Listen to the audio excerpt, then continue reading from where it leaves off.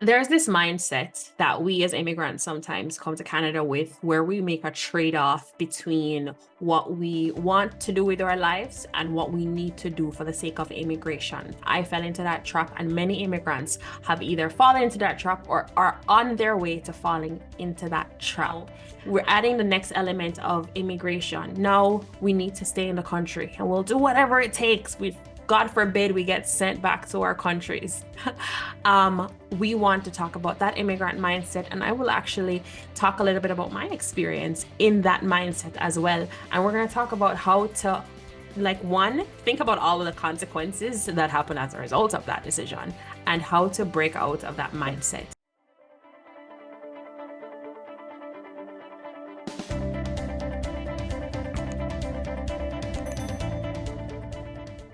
So we're back here with Jette. Jette, thank you again for being here and spending all the time with me today.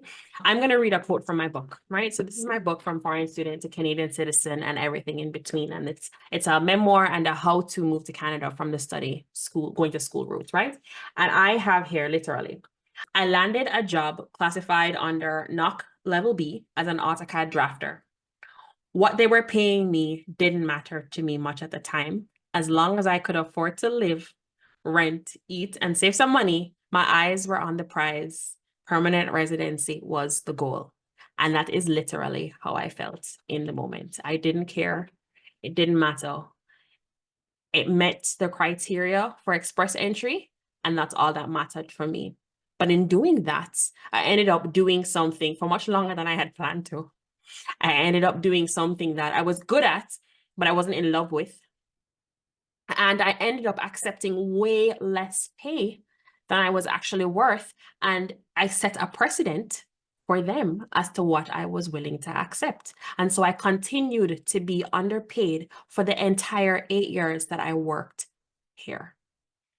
Right? So let's talk about the immigrant mindset and the sacrifice that even people that I'm coaching with right now are willing to make for the sake of PR and immigration, and how to change that mindset. And one big question that I want to start with is, okay, I'll just come to Canada and I'll take any job. Will that job be able to pay your bills?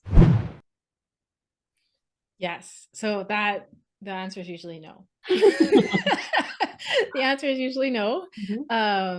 And as I said in a previous episode, I help people design work to fit their life. And I went through the immigration process myself. And most people I know who said they will take anything that I can get, your story is so common. Everything that you're saying, I was just nodding my head. I was like, yeah, you think you're just going to take this initial job just to make ends meet, and then 8 years later you're still being underpaid. Maybe you got a promotion. You were at least lucky that you got some promotions and you did make more And money. I think that was the thing. And I think when I spoke about in the last episode about the trap is that I got promoted every year. I got promoted every year. It was new every year, which was good for my what I think now is ADD of the sort. But it was a healthy progression. So I mean, and I'm not gonna say that I didn't have a good experience there, right? So don't get me wrong. But for a quarter or a half of what I was even worth. And it was always a battle when it came to salary. Did you negotiate your salary each time? Like, did you negotiate or did you just take what they gave you? When I started, I took what they gave me because I needed that 1 year experience, right? I didn't even ask. You say because you needed the 1 year experience, but just because you need the 1 year experience doesn't mean you can't negotiate. And that's a lot of mistakes. That's a common mistake. That is, and that's fair, because I want you to talk about that as well. It's just that you are in this situation as an immigrant. You need to be employed, right? For financial reasons, for the sake of immigration and all that stuff. And now here's an opportunity, right? Here's an opportunity. You might get hired. And it's so easy to think that if you bring up the whole salary thing, you're going to foil the interview. How dare you ask about salary? Don't you know that you need this job? Like, talk about that a little bit, and how to even talk about salary negotiations when you are in a position of, I don't want to say desperation, but sometimes it's desperation or need. Let's say you are in need. So most people think that they can't ask for more. They think that they'll, like, I know people who've come to me and they're like, oh, but I don't want to push back, or I don't want to seem greedy, or um, I don't want to come across the wrong way with employers. But usually when I have people negotiate, they can negotiate. Like I know somebody recently who did a negotiation. She applied for a job. The company was recruiting her, and she's like, this job, the salary that you're offering that's posted on this job description is not aligned with what I want. She said, this is what I want. She said 15% more than she was targeting if she were to be promoted within her company. And the company wanted to sweeten the deal, so they added another 15% on top of that. So she ended up making like $40,000 more than the posted amount. Okay, that's a negotiation there.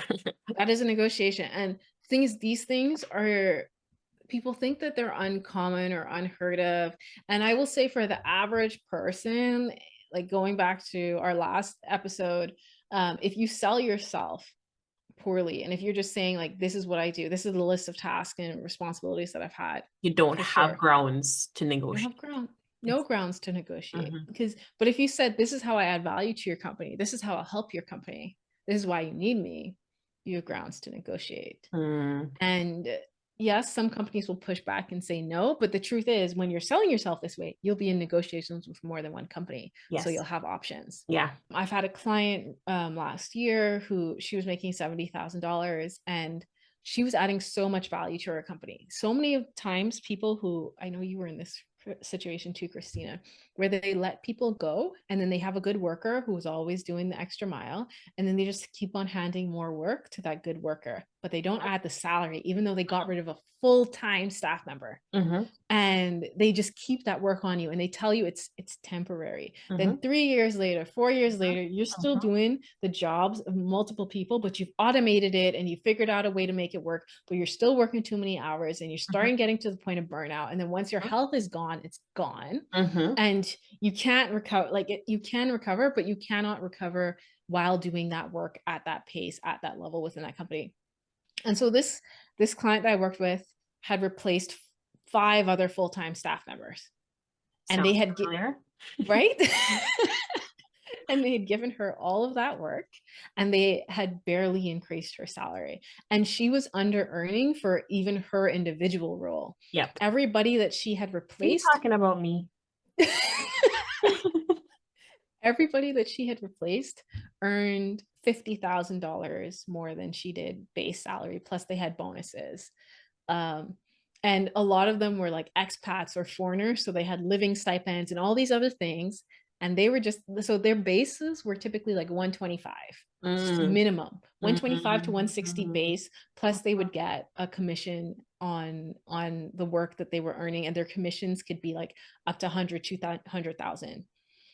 She got 70,000 flat. Yeah.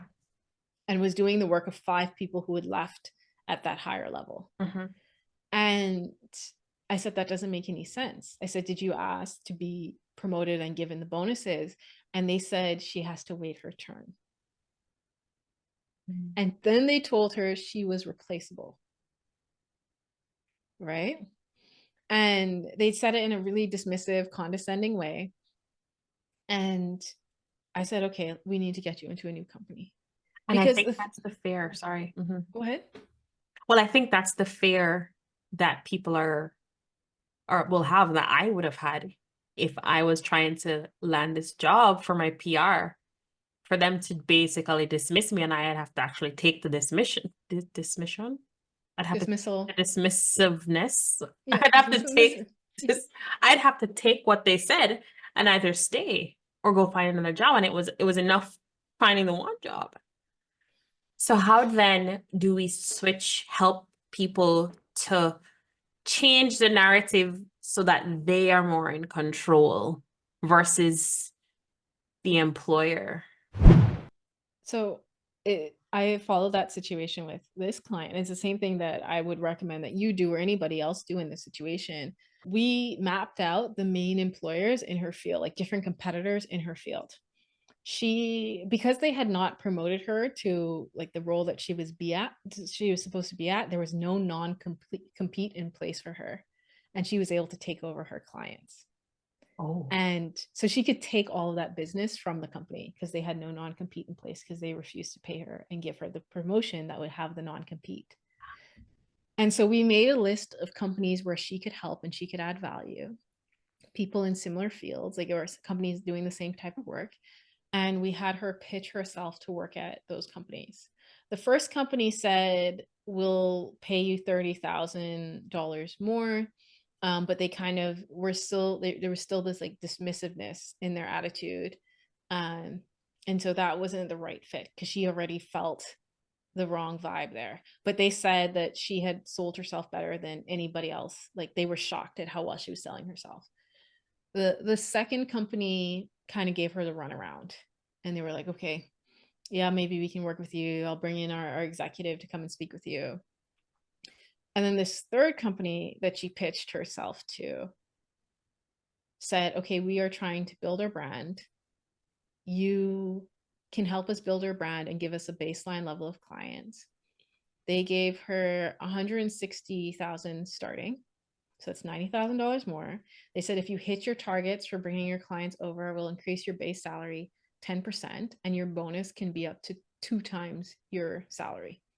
So you can make 200% bonus. So that means on top of her 160,000 in her first year, she can make an additional 320,000 from 70,000. Mm-hmm. Because she knew how to sell herself. Mm-hmm. I walked her through selling her value, and I've had clients go through this. So I had a client who never made more than like $25 an hour. And I had her pitch herself to a company. Like we followed what I talked about in the previous episode about following that rabbit hole process of narrowing down her skills and how she could add value best to a company.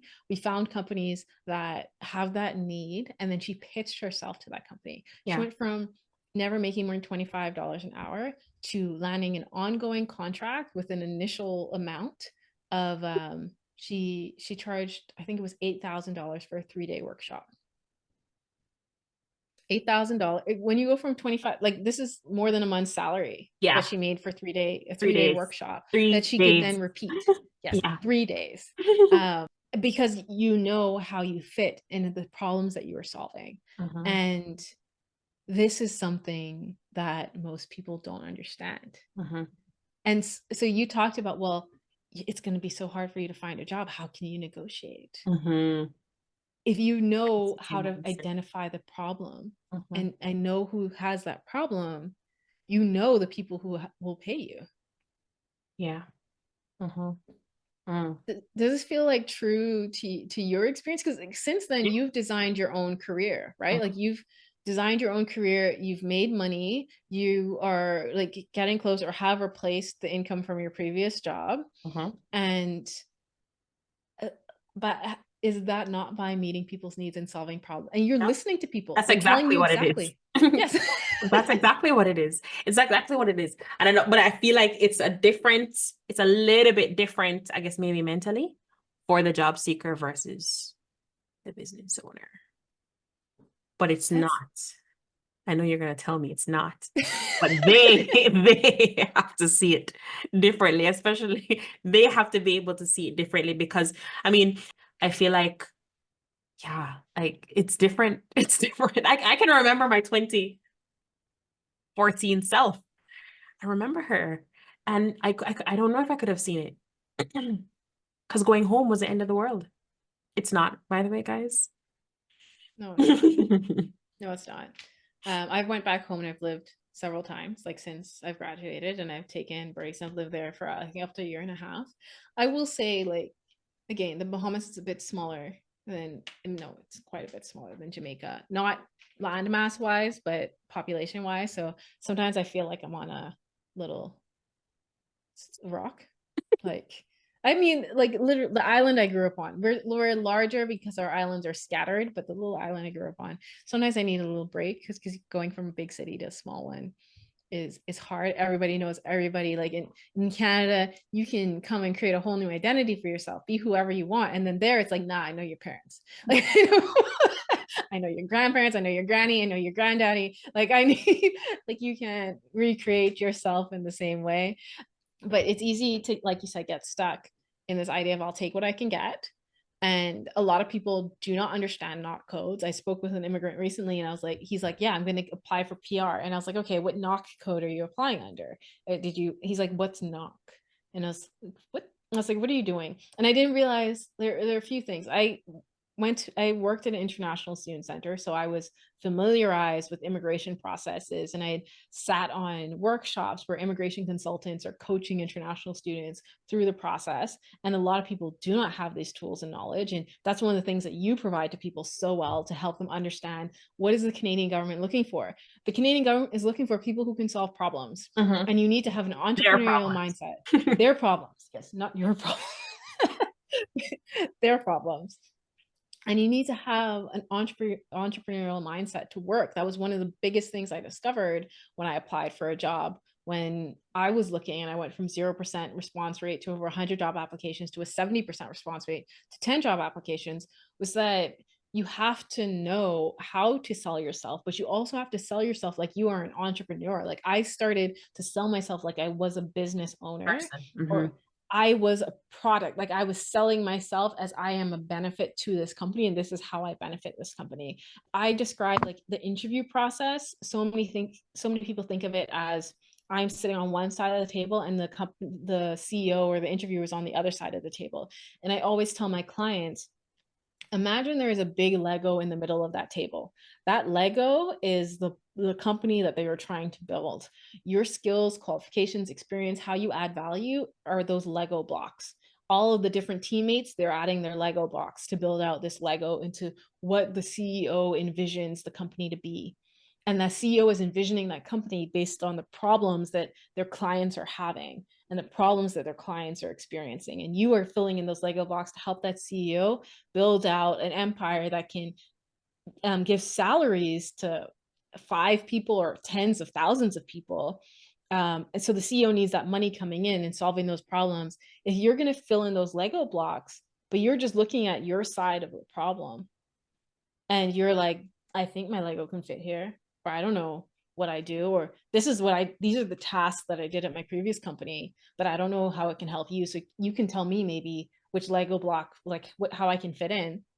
And then you can tell me how much money I can make for that. Or you can say, you can take charge and be like, these are my Lego blocks. This is how it fits in. And you can get up, sit on their side of the table, start spinning their organization around and looking at it from different angles and saying, these are the different areas where I fit in. This is how I can help. And this is what I want in return to live the life that I would like.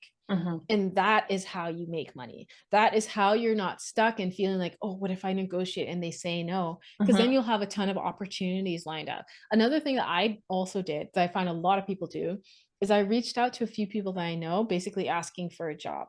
It's like, okay, I graduated now. Can you help me find a job, please? I really need a job. I need to make money. I want to stay in Canada. Can you help me? I need an informational interview, and really I'm just asking for a job, but I don't know how to ask, and this is awkward. And the issue with that is, you're saying to somebody, hey, I just need money. Can you help me make money? And it's very different when you said, hey, I see that you know these companies, or you know people who work at these companies. This is how I can add value to these companies. Can you make an introduction so I can talk about some of the problems that they're experiencing and how I can add value to help solve those problems? Yes. And that goes from people being gatekeepers and being like, I don't feel comfortable. Like, I don't want you to go and bother this person asking them for money, to them being like, oh yeah, you solved this problem. They totally have this problem. They talked to me about that last week. Can you come and like talk to them about it? And people will start asking for you. This is how you have like a LinkedIn profile where people reach out to you instead of you reaching out to them. This is how you have opportunities coming your way all the time. Yes. And it totally shifts the process, because like you said, it's so real. So many people come to Canada and they take any job that they can get, and 8 years later they're still in this position. And you said something that's key, that's going to then lead into our next talk, which is that, yes, Canada is looking for high-skilled people, skilled immigrants. They're trying to fill labor shortages. And yesterday we saw a massive change in how immigration is going to work. In fact, since November, things have been changing every month. Yesterday being January 22nd, depending on when you're watching this episode, right? Yesterday, the immigration minister, Mark Miller, came on and he made changes to international students, and a domino effect of changes. And these are changes that have been being announced since November. And yesterday was the most recent one, the biggest one that I think nobody expected. So we are going to talk about this in the next episode with Jette, and how does everything that we've said, over the last 3 episodes come all together to, one, figure out how do you respond to this change and the upcoming change, because more will come, on an individual level, and how do you set yourself up for success, not just to survive in Canada, but to thrive. So this is episode 3. Episode 4 will be our finale. So stay tuned for episode 4. If it's already out, go and watch it. Hit the like button, subscribe, all these wonderful things. If this has been helpful to you, share it with somebody who this may be helpful to. And we're going to see you over in episode 4 either next week or whenever you're watching this video. See you soon.